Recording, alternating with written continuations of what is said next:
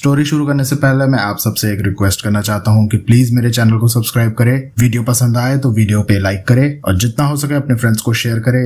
इससे मेरे चैनल को सपोर्ट और आपका प्यार मिलेगा, सो प्लीज कंसिडर इट।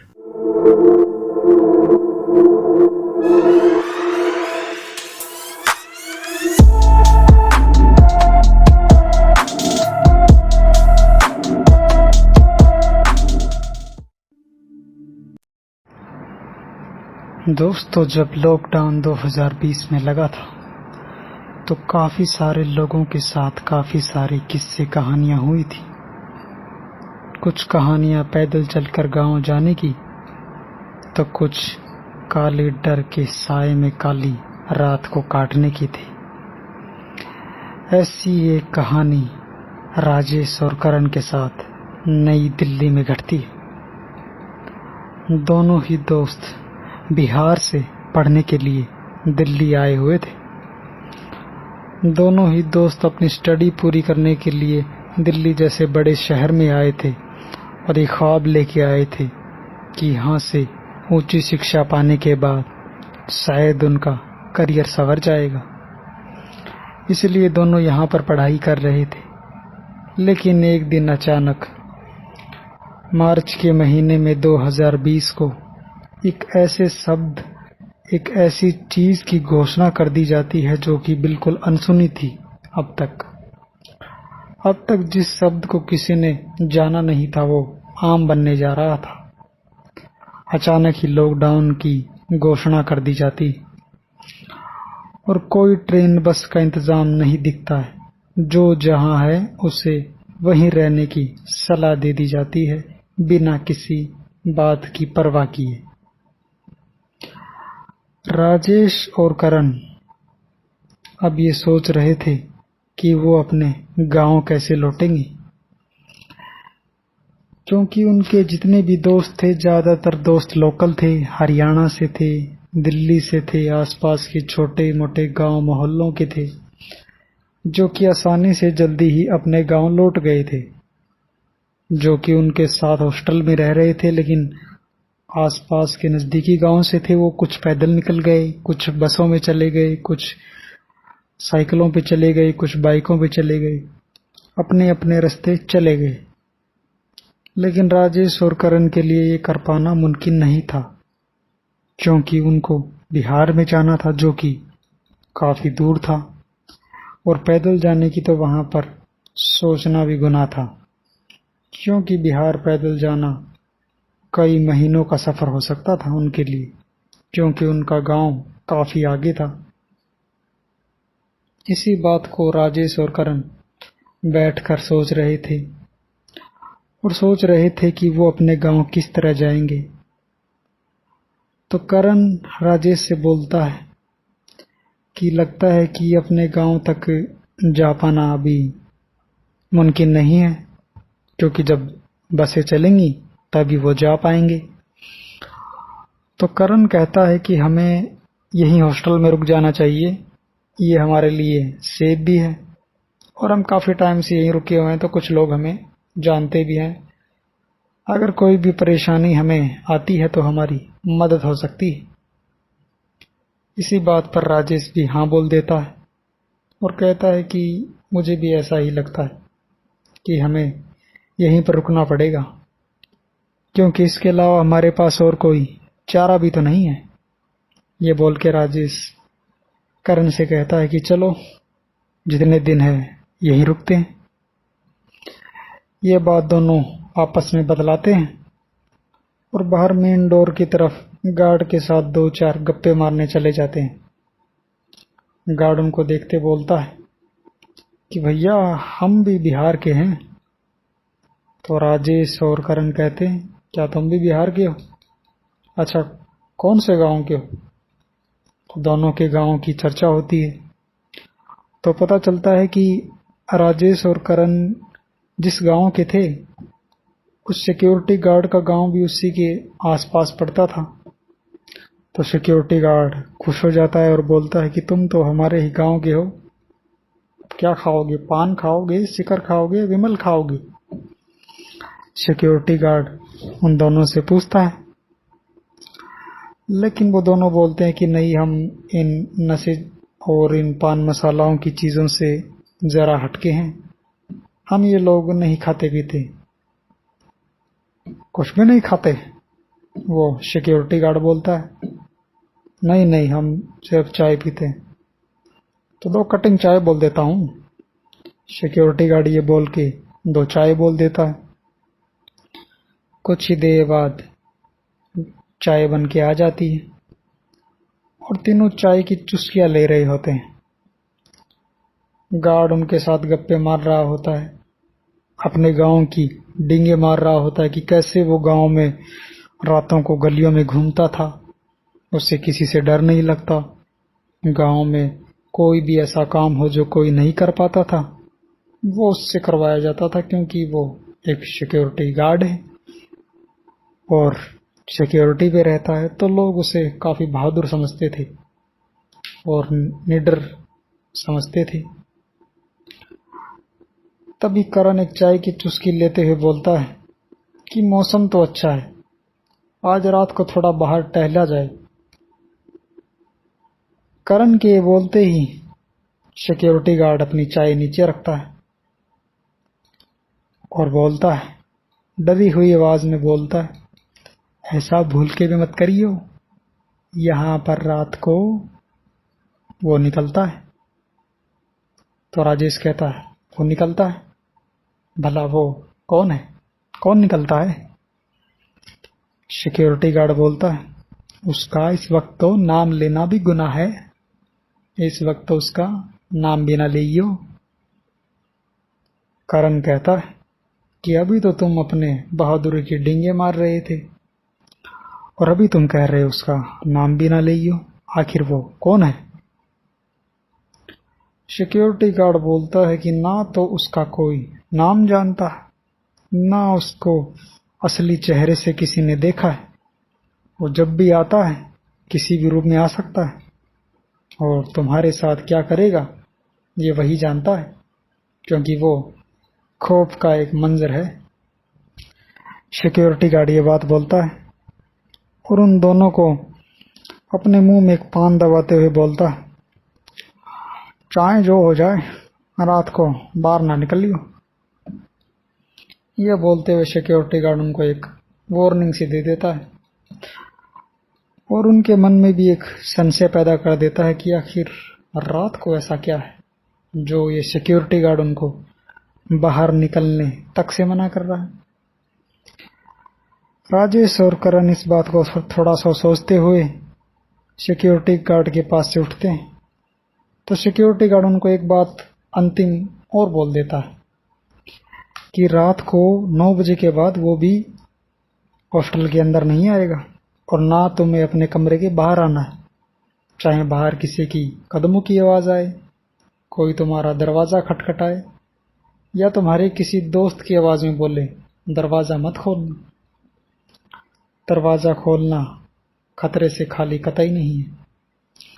और रात को 9 बजे के बाद कोई भी किसी प्रकार की कोई तुम्हारी मदद के लिए यहाँ नहीं होगा, क्योंकि गार्ड ने बताया कि 9 बजे के बाद वो इस हॉस्टल के बाहर वाले रूम में जाके सो जाता है और चाहे जो भी हो रात के 9 बजे के बाद वो यहाँ हॉस्टल के अंदर दाखिल नहीं होता। राजेश और करण उसकी ये बातें सुन रहे थे और वापस अपने रूम की तरफ चल देते हैं। तो राजेश करण से कहता है कि गार्ड वाकई डरपोक है, हॉस्टल वाले पता नहीं किस किस को रख लेते हैं, इस गार्ड को तो कुछ पता ही नहीं है, कुछ नॉलेज ही नहीं है। ये बात राजेश बोल रहा होता है। तो करण बोलता है कि हो सकता है, कुछ हो भी सकता है, हमें इसकी बात को इतना नजरअंदाज नहीं करना चाहिए। ये बात इतनी सीरियस बोल रहा था, जरूर कुछ ना कुछ तो माजरा है। करण ये बात बोलता है क्योंकि करण का इन चीजों पे कुछ हद तक विश्वास था भी। लेकिन राजेश बोलता है कि ये सब कुछ नहीं होता, ये सब मन गढ़ंत कहानियां फैलाई जाती हैं, चलो चलते हैं। राजेश और करण अपने रूम में जाकर बैठ जाते हैं। रात के अब 9 बजने ही वाले थे। आखिर कुछ देर बाद रात के 9 बज भी जाते हैं। दोनों बेड पर बैठे होते हैं और सोने की तैयारियां कर रहे होते हैं। वो जैसे ही सोते हैं 9 बजे की घंटी बज जाती है और घंटी वो पुराने जमाने की घंटी थी। घड़ी के अंदर एक टन टन की आवाज आनी लग जाती थी जो पूरे हॉस्टल में गूंजती थी, जो कि 9 बजे के बाद की एक वार्निंग ही कही जा सकती है। तो करण कहता है कि 9 बज गए हैं, अब हमें सो जाना चाहिए और किसी चीज पर ध्यान नहीं देना, जैसा कि गार्ड ने बताया। वो जैसे ही सोने की कोशिश करते हैं कि बाहर से किसी के कदमों की आहट आनी शुरू हो जाती है। उन दोनों को लगता है कि जैसे कि कोई बाहर हल्के हल्के पांव से टहल रहा है और रुक रुक के उनके दरवाजे के पास आकर उनके दरवाजे को बजाना शुरू कर देता है। दरवाजे पर दस्तक होनी शुरू हो जाती। अब राजेश और करण थोड़ा सा चौंक भी जाते हैं और कुछ हद तक डर भी जाते हैं कि आखिरकार इस समय कौन आया। और जैसा कि गार्ड ने बताया था कुछ कुछ वैसा ही हो रहा था। तो करण बोलता है कि गार्ड शायद सही कह रहा था, हमें दरवाज़ा नहीं खोलना चाहिए और इस हॉस्टल में ज़रूर कुछ ना कुछ गड़बड़ है। हमें ज़्यादा समय तक यहाँ हॉस्टल में भी नहीं रुकना चाहिए। यह हॉस्टल शायद सुरक्षित कतई नहीं। ये बात करण एक सांस में बोलता है। तो राजेश बोलता है कि ये सब कुछ नहीं है, ज़रूर ये गार्ड ही आया है जो हमें डराने की कोशिश कर रहा है। राजेश ये बात बोलते हुए दरवाजे की तरफ जाता है और कहता है कि ज़रूर ये गार्ड ही है। ये कहते हुए राजेश दरवाज़ा खोल देता है। राजेश जैसे ही दरवाज़ा खोलता है, सामने पसीने में तरबतर करण खड़ा होता है। राजेश ये देखकर पसीने से वहीं तर हो जाता और बोलता है कि करण तू? तो करण बोलता है, राजेश तू मुझे वहां गार्ड के पास अकेला छोड़ के भाग गया। मेरे लिए रुकता तो सही, मैं बाथरूम करने गया था। तो राजेश कहता है, तू तो मेरे साथ आया। तो करण कहता है कि पागल हो गया है क्या तू? मैं तेरे साथ कब आया? तू तो मुझे वहां अकेला छोड़कर भाग गया था। तो राजेश कहता है, नहीं तू मेरे साथ आया है। तू तो अभी पीछे मेरे पीछे देखता है तो वहां कोई नहीं होता है। राजेश चक्कर में पड़ जाता है कि आखिर ये क्या हो रहा है। तभी वो पीछे मुड़ के करण की तरफ देखता है और कहता है कि तुम करण नहीं हो, तुम शायद कोई और ही हो। शायद गार्ड ने मजाक किया है, या तो तुम मेरे साथ प्रैंक कर रहे हो, या तुम करण हो ही नहीं, या फिर उस गार्ड की बात सच थी, तुम कोई भूत प्रेत या छलावा हो। करण ये बात सुनकर हंसने लगता है और कहता है, तो भी किन मन गढ़ंत बातों को मानने लगा? तू तो इन बातों को नहीं मानता था, तो अब तू कैसे मानने लगा? करण अब थोड़ा सीरियस हो चलता है। तो राजेश कहता है कि अभी तू मेरे साथ वहां था और अभी दरवाजे के बाहर से निकला, आखिर ये कैसे हो सकता है? राजेश ये बोलता है। तो करण एक गहरी सी सांस लेता है और बोलता है, होने को तो कुछ भी हो सकता है। ये बात सुनकर राजेश थोड़ा सा सहम सा जाता है और करण की तरफ बढ़ते हुए बोलता है, क्या हो सकता है भला, क्या हो सकता है? मंदी मंदी आवाज उसके गले से निकलती है। तो करण बोलता है कि दरवाजे के बाहर जाके देखो तो बाहर कौन खड़ा है। अब राजेश के चेहरे पर डर साफ साफ नजर आने लगता है। राजेश डरते हुए बाहर की तरफ चलता है और दरवाजे के बाहर जैसे ही देखता है उसके होश उड़ जाते हैं। राजेश देखता है कि दरवाजे के बाहर एक शख्स खड़ा है जो कि शकल और सूरत से बिल्कुल राजेश के ही जैसा है। राजेश ये देखकर वो चक्का रह जाता है कि आखिरकार उसकी ही शकल सूरत का व्यक्ति उसके सामने खड़ा है, और खड़ा तो है लेकिन वो आखिरकार है कौन? इस बात को सोचते हुए राजेश पीछे हटता है और अपने कमरे के अंदर चला जाता है।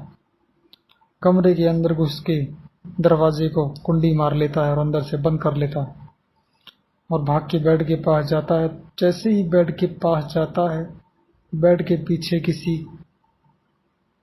के सांसों की, तेज सांसों की आवाज आती है। तो वो देखता है, तो देखकर एक बार फिर से दंग रह जाता है, क्योंकि बेड के पीछे करण बैठा होता है, जो कि बिल्कुल डरा हुआ, उसकी आंखों में डर घर कर चुका होता। डरा सहमा सा बेड के पीछे छुपकर बैठा हुआ था। करण पीछे क्यों बैठा है? राजेश बोलता है। वो करण खड़ा होता है और राजेश को बोलता है कि राजेश,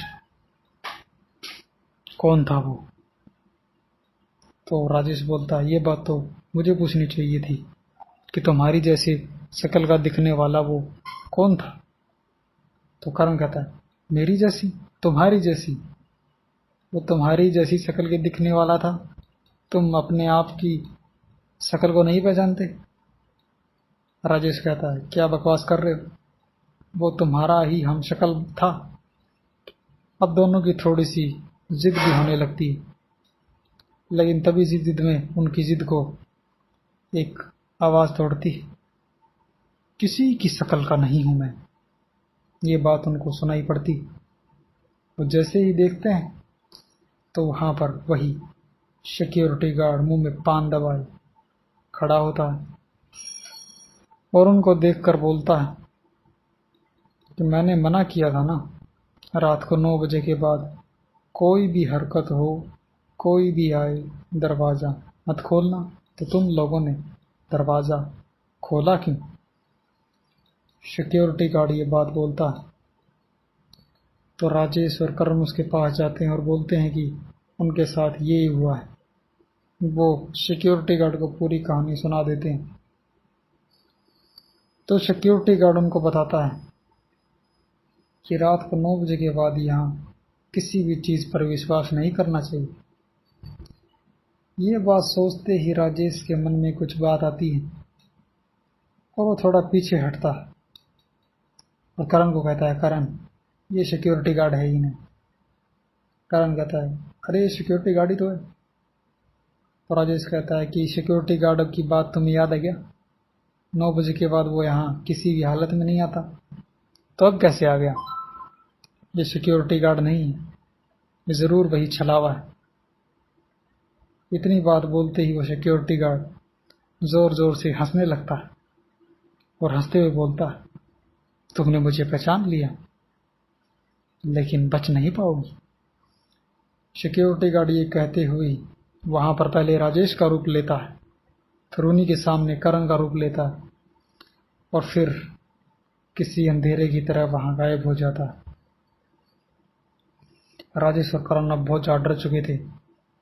दोनों डर कर अपने बेड पर बैठ जाते हैं। तभी बेड के पीछे खड़ा होता है सिक्योरिटी गार्ड और उनको बोलता है कि मैं सिक्योरिटी गार्ड आपकी सिक्योरिटी में हाजिर हूँ। ये बात सुनकर दोनों डर के वहां से उछलकर दरवाजा खोलकर बाहर की तरफ भाग पड़ते हैं। भागते भागते वो मेन डोर की तरफ जैसे ही पहुंचने वाले होते हैं कि रास्ते में एक काला साया खड़ा होता है, जिसकी ना कोई शक्ल होती, ना कोई सूरत होती और ना ही कोई आकार होता है। वो निराकार होता है। राजीव और करण उसे देखकर काफी घबरा जाते हैं और भगवान से अपने सलामती की दुआ मांगने लगते हैं। वो उनकी तरफ बढ़ता है और बोलता है कि 9 बजे के बाद गेट खोलने से तुम्हें मना किया था ना। ये आवाज़ चारों तरफ गूंज पड़ती है, जैसे कि 100 लोग एक साथ इसी बात को दोहराए जा रहे हैं। इसी बीच करण को कुछ याद आता है। दोस्तों, करण इन बातों को पहले से ही मानता है उसके माता पिता काफ़ी ज़्यादा धार्मिक व्यक्तित्व से नाता रखते हैं और उसके पिताजी जयंतीलाल मिश्रा एक पंडित हैं और अक्सर ही धार्मिक अनुष्ठानों, भूत प्रेतों की किस्सों से जो सामना करते रहते हैं। तो उन्होंने हनुमान जी का एक लॉकेट उनको दिया था, लेकिन करण इन चीज़ों को इतना नहीं मानता था, इसलिए उसने उसको पहना नहीं था। तो उसके पिताजी उससे बोलते हैं कि तुम इससे चाहो पहनो मत, लेकिन अपने मोबाइल की कवर के पीछे रख लो। तो करण को यह बात याद आ जाती है।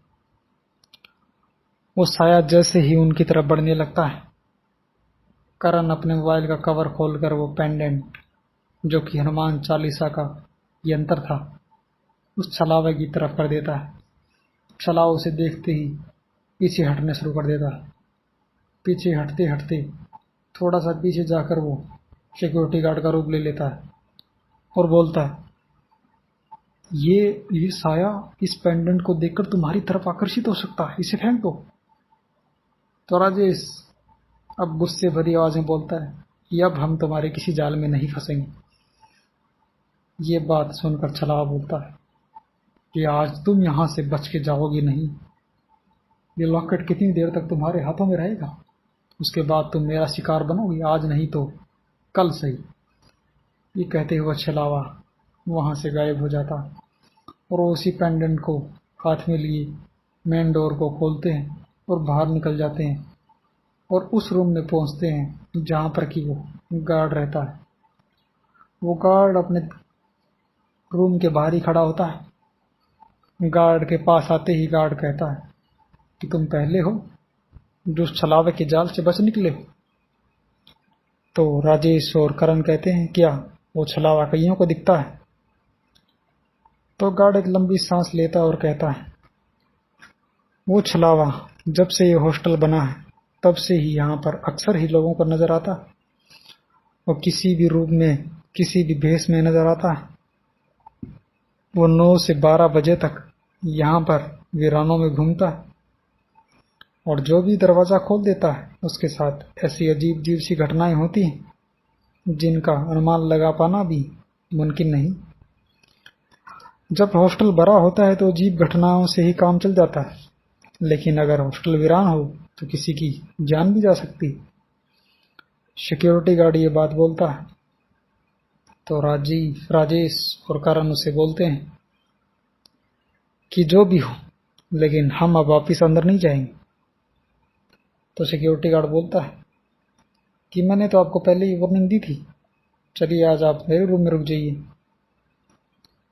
राजेश और करण अब सिक्योरिटी गार्ड के रूम में ही रुकते हैं और आराम करते हैं।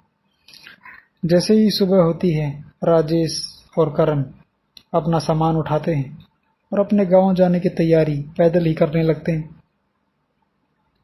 तब सिक्योरिटी गार्ड कहता है कि तुम्हारा गांव यहाँ से 1500 से 1700 किलोमीटर दूर है और पैदल जाने में तुम्हें महीनों लग सकते हैं। इससे अच्छा है कि तुम यही इंतजार करो। तो करण कहता है, इंतजार करें और यहाँ उस छलावे के हाथों मरे? नहीं, हम लोग पैदल ही जाएंगे। ये बात बोलते हुए राजेश और करण वहां से निकलते हैं। जैसे ही वो निकल कर चल रहे होते हैं कि टीवी में एक न्यूज़ आती कि सरकार ने बसों का इंतजाम कर दिया है, अपना अपना स्टेशन करवा के लोग जा सकते हैं। तो राजेश और करण भी अपना स्टेशन करवाते हैं और अपने गांव लौट जाते हैं।